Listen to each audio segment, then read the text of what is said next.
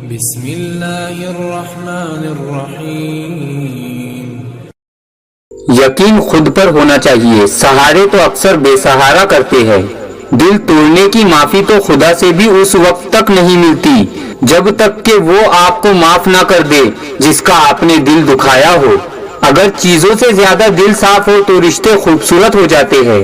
اگر زندگی کو آسان بنانا ہے تو کچھ صبر اور کچھ برداشت اور بہت کچھ نظر انداز کرنا پڑتا ہے۔ صبر مصیبت کو ٹالتا ہے، شکر نعمت کو بڑھاتا ہے اور محبت خوشیوں کا خزانہ ہے۔ زندگی مسلسل جد و جہد اور جستجو کا نام ہے، کیونکہ اللہ ہر پرندوں کو رزق دیتا ہے لیکن ان کے گھونسلوں میں رزق نہیں ڈالتا۔ خدا اسی کی مدد کرتا ہے جو اپنی مدد خود کرتا ہے۔ ہمارے سارے خواب سچ ہو سکتے ہیں اگر ہم ہمت کے ساتھ اسے حاصل کرنے کی کوشش کرتے ہیں۔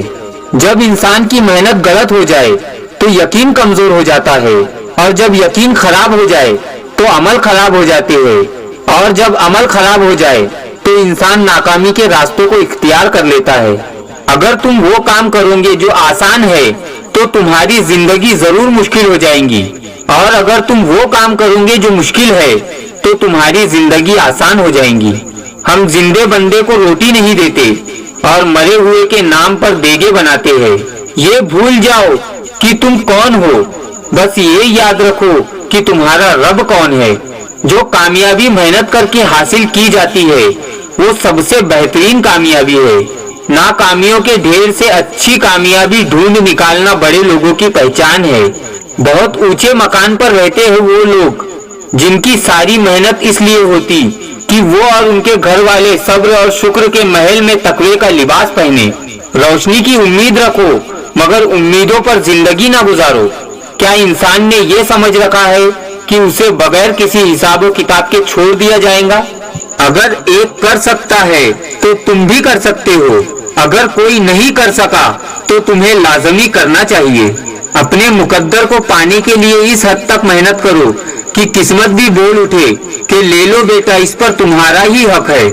مغرور متکبر دولت مند سے وہ مزدور شخص زیادہ اچھا ہے جو محنت و مزدوری کر کے رزق حلال کماتا ہے۔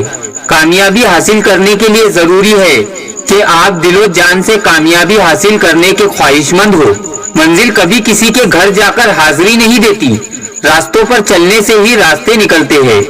شیطان کی انسان پر کی گئی سرمایہ کاری اس وقت مکمل طور پر ڈوب جاتی ہے جب بندہ سچی توبہ کر کے اپنے رب کے آگے جھک جاتا ہے۔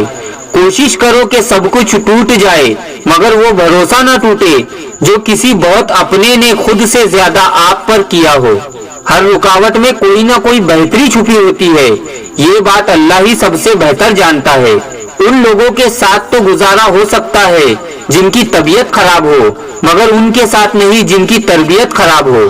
بھروسہ لفظ بہت چھوٹا سا ہے مگر یقین دلانے کے لیے پوری زندگی نکل جاتی ہے۔ کیا تم اس اللہ کے بارے میں شک کرتے ہو جس نے آسمان اور زمین کو پیدا کیا؟ جیسے جیسے عمر بیتتی جاتی ہے کب احساس ہوتا ہے کہ والدین ہر چیز کے بارے میں صحیح کہتے تھے۔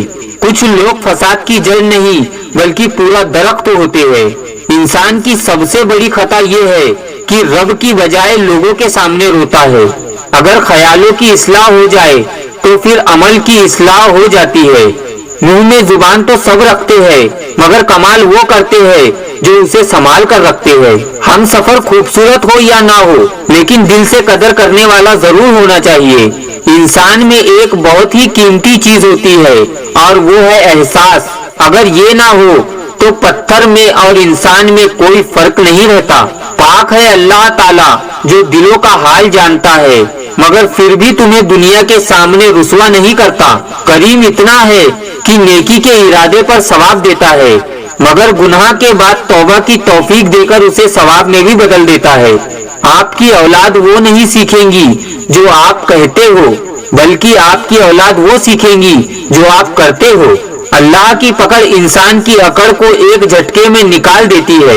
اس سے پہلے کہ ٹوٹ جاؤ بہتر ہوگا کہ سجدے میں جھک جاؤ۔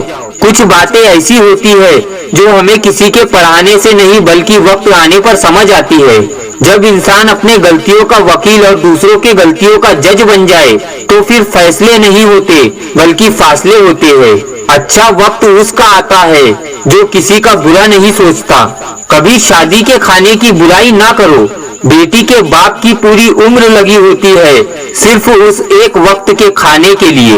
انسانیت وہاں دم توڑ دیتی ہے جب ایک انسان کی مصیبت دوسرے انسان کے لیے تماشا بن جائے۔ جب عقل پر پردہ پڑا ہے تو سب سے پہلے سمجھانے والا ہی برا لگنے لگتا ہے۔